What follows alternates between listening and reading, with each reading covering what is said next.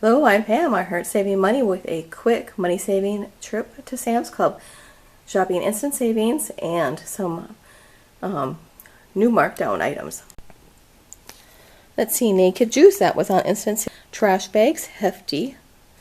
Toilet paper, the egg rolls. Let's see, the tomatoes were not, but I wanted to get some produce while I was there. Gatorade, a case of that. That was regular price. Paper plates. Granola bars were regular price. And let's see, the cheese. Plums. Some more deals on instant savings were the Tods. I thought this was a better deal to get it here instead of any other store. And one of the yellow tape items for a new markdown was the coffee. I want to say those were about 22 cents a piece when you break it down. But hey, hope you're finding some deals too. What was your favorite deal this time around from Sam's Club?